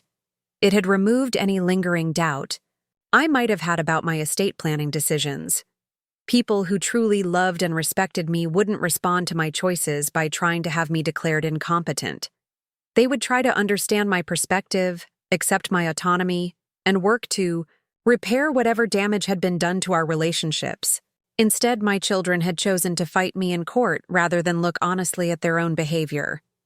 They had prioritized money over relationship, entitlement over reflection, and legal strategy over emotional connection. As I signed the final estate planning documents in Morrison's office the following week, I felt a sense of peace and resolution. My $200 million fortune would be used to help deserving young people achieve their educational dreams, fund medical research that could save lives, and support women entrepreneurs building their own success stories. My children would receive enough money to pay off their debts and start fresh, but not enough to avoid the character-building challenges of earning their own way in the world. My grandchildren would receive seed money for their adult lives, but they would learn the value of work, saving, and personal responsibility. Most importantly, my legacy would reflect my values: education, opportunity, hard work, and appreciation. The foundation would continue funding scholarships long after I was gone, helping thousands of young people who understood that opportunity is a gift to be treasured, not an entitlement to be claimed. They had forgotten me at the airport gate because they saw me as disposable, convenient, and unworthy of basic consideration. Now my $200 million estate would remember people who demonstrated the values they had failed to show: respect, gratitude, and genuine appreciation for the opportunities life provides. The confrontation was over. The legal documents were signed, and my legacy was secure. I had chosen to invest in people who would honor my memory through their achievements, rather than people who had dishonored my life through their neglect. It was the most important business decision I had ever made, and I was confident it was the right one. 2 years had passed since the confrontation in my living room, and the transformation in my life had been more profound than I could have imagined. The legal challenge my children had mounted failed spectacularly, with the court not only upholding my mental competency, but also awarding me attorney fees for what the judge called a frivolous attempt to manipulate estate planning through baseless allegations. The Phillips Foundation for Educational Excellence had grown beyond my most optimistic projections. We had awarded scholarships to over 300 students, funded research programs at 5 universities, and established mentorship networks that connected our scholarship recipients with successful professionals in their chosen fields. The foundation's offices occupied an entire floor of a downtown building, staffed by dedicated professionals who shared my vision of education as the great equalizer. My personal life had flourished in ways I never anticipated during those lonely years of being taken for granted. Grace and I had traveled together to art workshops in Tuscany and Provence, painting watercolors of landscapes that captured not just scenery, but also the joy of pursuing passions without apology. Robert and I had developed a relationship that balanced intellectual companionship with genuine affection, proving that meaningful connections were possible at any age when both people approached them with authenticity and mutual respect. The book club had evolved into a close-knit group of friends who celebrated each other's achievements and supported each other through challenges. When Margaret had her hip replacement surgery, we organized meal deliveries and transportation to appointments without anyone asking or expecting compensation.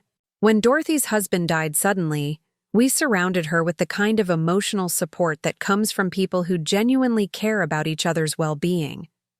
These relationships felt fundamentally different from the family dynamics I had previously accepted as normal.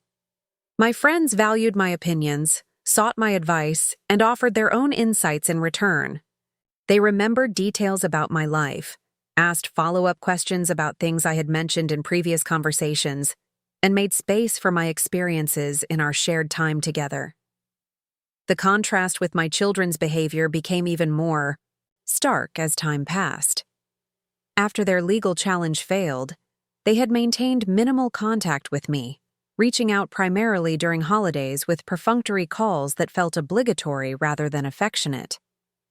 Sarah had found a new job but continued struggling with financial management, though she no longer called me for bailout money. Marcus had moved his family to a smaller house and taken a part-time teaching position to supplement his art income, finally learning to live within realistic means. David had thrown himself even deeper into his work, apparently using professional success to compensate for the inheritance disappointment. None of them had apologized for their behavior, acknowledged their role in our relationship deterioration, or demonstrated genuine interest in rebuilding connections based on mutual respect rather than financial benefit.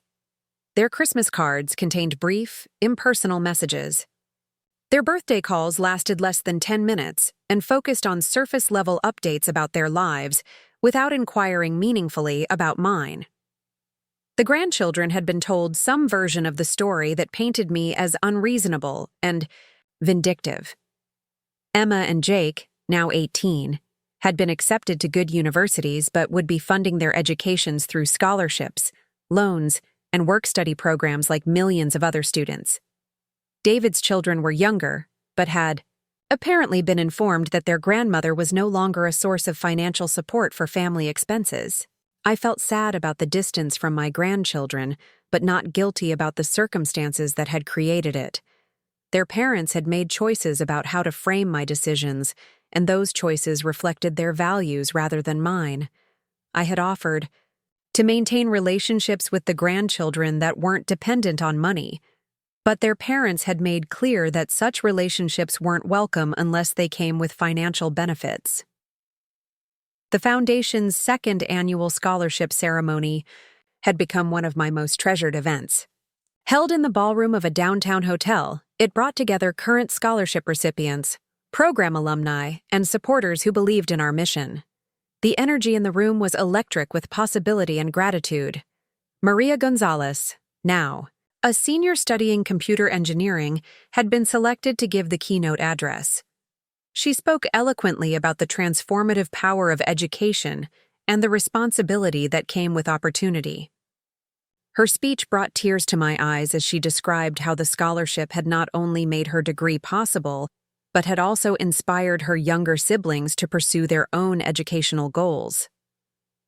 "Mrs. Phillips," she said, looking directly at me, "from the podium, you gave me more than tuition money. You gave me the confidence to believe that my dreams were worth pursuing and the security to focus on learning rather than worrying about basic survival. I promise you that this investment will pay dividends for generations, because everyone I help will help someone else in turn." After her speech, she found me in the crowd and hugged me tightly. "I have news," she said, her eyes sparkling with excitement. "I've been accepted to graduate school at MIT. and they're offering me a full research assistantship. I'm going to study artificial intelligence applications for healthcare accessibility. Her achievement represented everything I had hoped to accomplish through the foundation. Maria understood that opportunity was a gift to be treasured and maximized, not an entitlement to be claimed and squandered. She had used her scholarship to build something meaningful that would benefit others, embodying the values I wanted my legacy to represent. That evening, as I sat in my penthouse reflecting on the scholarship ceremony, I received an unexpected call from David. His voice carried a tone I hadn't heard in years, something between resignation and curiosity. "Mom, I saw the news coverage of your scholarship event. It looked like quite a celebration." It was wonderful. These young people are remarkable, and their achievements make me proud of how my money is being used. I've been thinking about our last conversation, and I wanted to say something.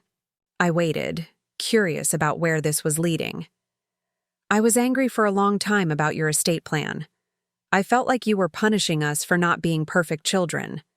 But watching the scholarship program succeed, seeing what these kids are accomplishing, I'm starting to understand what you were trying to tell us. His words surprised me. What do you think I was trying to tell you? That we had been taking you for granted, that we saw you as a resource instead of a person, that we never learned to appreciate what we had because we always assumed it would be there. The acknowledgement was more than I had expected from any of my children. That's exactly right, David.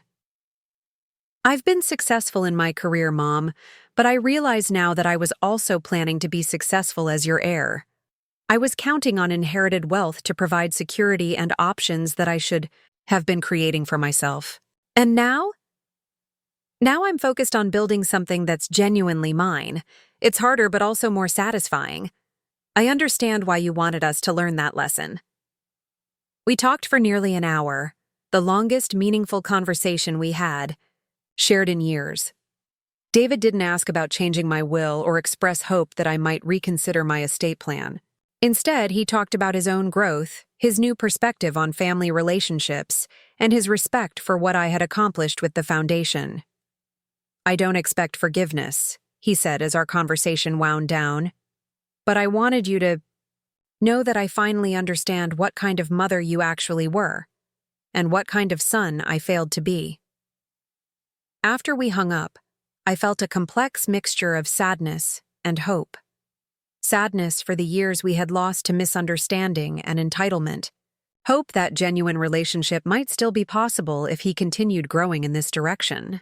But I also felt vindicated in my decision to redirect my legacy toward people who had demonstrated appreciation from the beginning rather than people who might eventually learn it. 6 months later, Sarah called with news that she was engaged to a man she had met through a professional networking group. Unlike her previous relationships, which had often been with men who needed financial support or career assistance, this partnership seemed based on mutual respect and shared goals. "Mom, I'd like you to meet Richard before we get married. Not because I need your approval, but because I want you to know the person I'm choosing to build a life with. Us?" The distinction was important. She wasn't seeking my blessing or my financial contribution to the wedding. She was inviting me to participate in her happiness as a person she cared about. When I met Richard, I was impressed by his thoughtfulness and his genuine interest in hearing about my life and work with the foundation.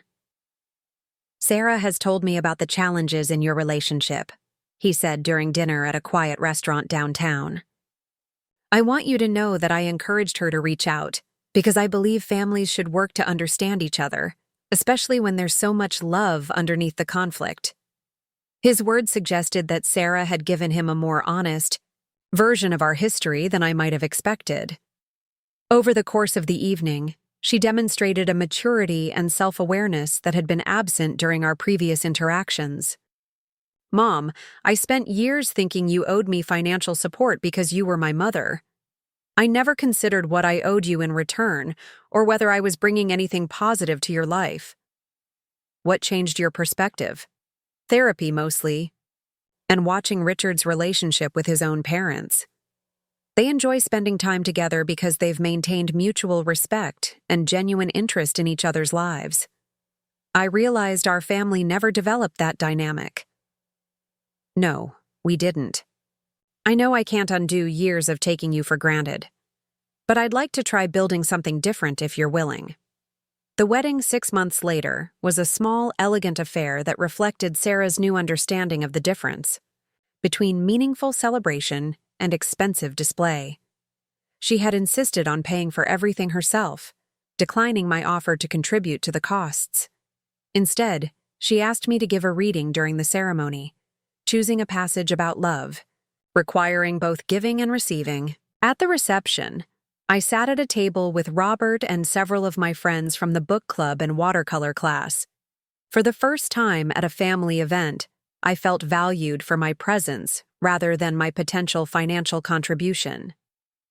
Sarah made a point of introducing me to Richard's family as a successful entrepreneur and philanthropist, emphasizing my achievements rather than my role as her mother.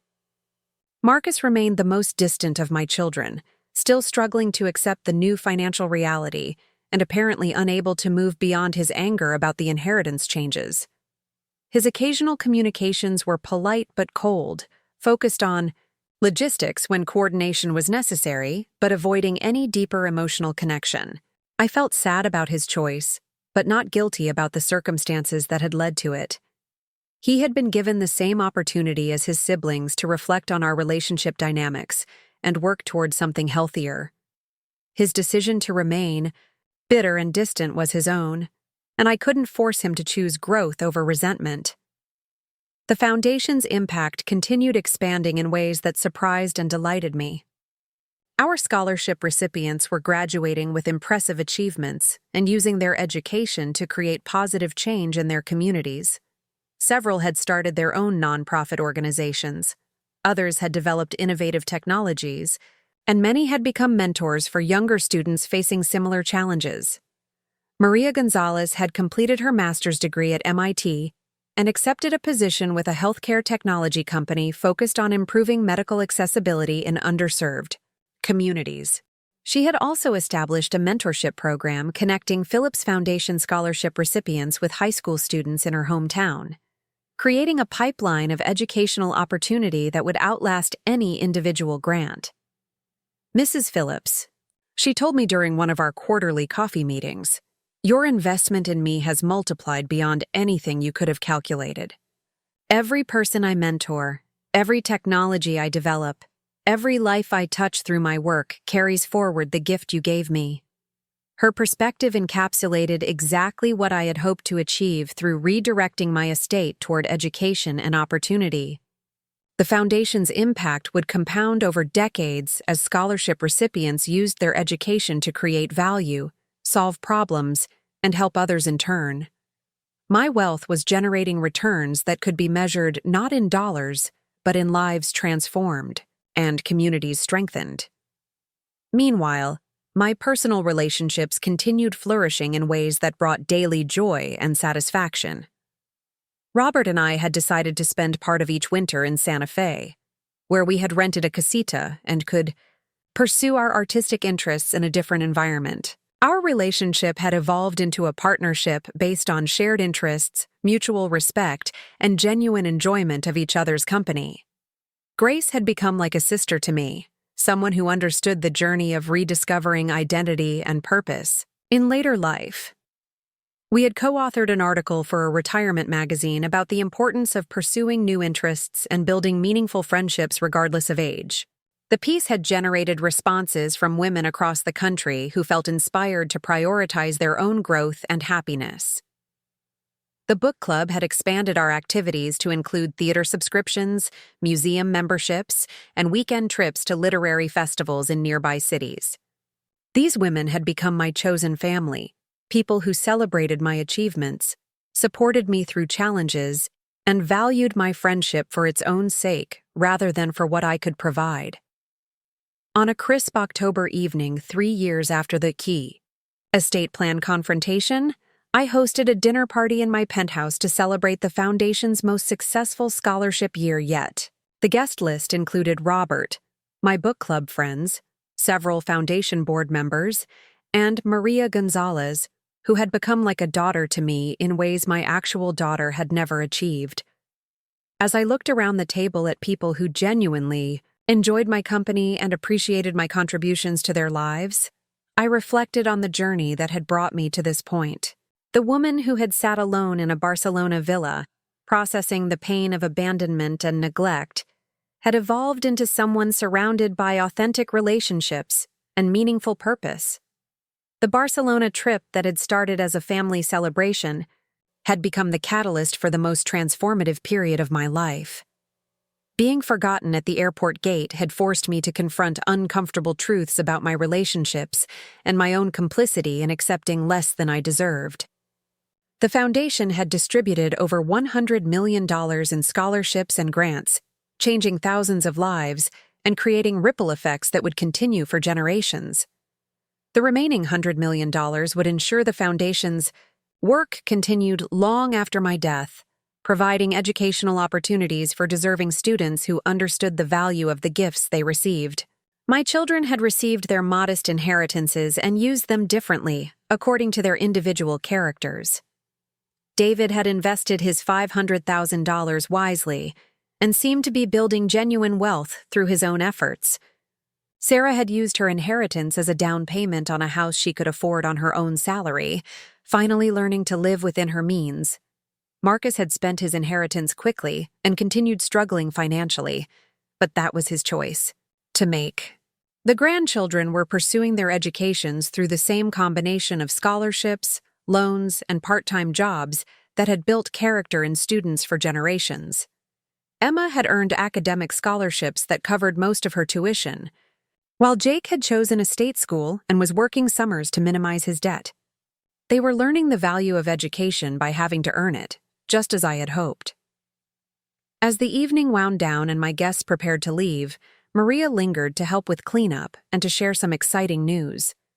She had been offered a position as a program officer with a major foundation focused on educational equity, an opportunity that would allow her to help design and implement scholarship programs for other organizations. "I learned from the best," she said, hugging me goodbye. "You showed me that philanthropy isn't just about giving money. It's about investing in people who will multiply the impact of your generosity." After everyone had gone and I was alone, in my penthouse, I poured myself a glass of wine and stepped out onto the terrace. The city lights twinkled below me, and I could see the building where the foundation offices operated, continuing the work I had started even when I wasn't there to oversee it. I thought about the letter I had written to myself in the weeks after, returning from Barcelona, when I was first beginning to understand the changes I needed to make. In that letter, I had promised myself that I would stop accepting relationships that diminished me and start building a life that honored my worth as a complete person. Looking back, I could see how thoroughly I had kept that promise. My estate plan reflected my values rather than other people's expectations. My time was spent with people who appreciated my company rather than people who saw me as useful. My energy went toward activities that brought me joy and fulfillment rather than obligations that drained me without reciprocal benefit. The transformation hadn't been easy or immediate. There had been moments of doubt, periods of loneliness, and the ongoing sadness of estranged family relationships. But the alternative had been continuing to accept being taken for granted, enabling entitled behavior, and measuring my worth by my usefulness to people who didn't genuinely value me. My phone buzzed with a text message from David. "Saw the foundation's annual report online. Incredible impact, Mom. You should be proud of what you've built." It was a small gesture, but it represented the kind of acknowledgement I had craved for years, recognition of my achievements and values rather than focus on what I could provide for others. I responded with a simple, "Thank you, it means a lot to hear that." Our relationship would never be what it might have been if we had developed mutual respect and genuine connection earlier. but it was becoming something honest and sustainable based on who we actually were rather than who we had pretended to be. As I prepared for bed that night, I felt the deep satisfaction that comes from a life lived according to one's own values and priorities.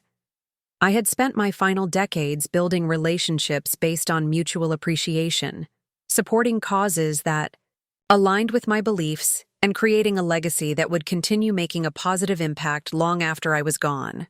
The airport gate where my family had forgotten me had been a moment of profound humiliation and heartbreak, but it had also been the beginning of my liberation from relationships that diminished me, and the start of a journey toward authentic connection and meaningful purpose.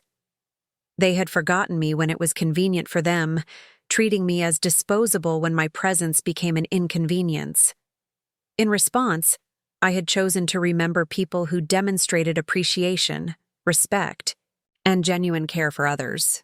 My $200 million estate would fund opportunities for people who understood the value of what they received and would use it to create positive change in the world. The Phillips Foundation for Educational Excellence would continue, operating for decades, maybe centuries, helping deserving students achieve their dreams and build meaningful careers. Every scholarship recipient would carry forward not just their own success, but also the responsibility to help others in turn, creating an endless cycle of opportunity and achievement. My children had taught me an invaluable lesson about the difference between being loved and being useful, between genuine relationship and convenient transaction. That lesson had freed me to build a life filled with authentic connections, meaningful work, and daily joy. I had forgiven them for their behavior, but I had not forgotten the lessons it taught me about my own worth and the importance of surrounding myself with people who saw me as more than a checkbook with a pulse. The foundation would be my lasting response to their forgetfulness, a reminder that appreciation and respect generate far better returns than entitlement and taking advantage. As I drifted off to sleep in my beautiful penthouse, surrounded by photos of scholarship recipients and artwork created with my own hands, I felt the peace that comes from a life lived with integrity and purpose. Tomorrow would bring new opportunities to support deserving students, enjoy meaningful friendships, and continue building a legacy based on my values rather than other people's expectations. The woman who had been forgotten at the airport gate had learned to remember herself, and that memory had created ripples of positive impact that would continue long after she was gone. It was the most valuable inheritance she could have left, worth far more than any amount of money could ever be. Up next, you've got 2 more standout stories right on your screen. If this one hit the mark, you won't want to pass these up. Just click and check them out.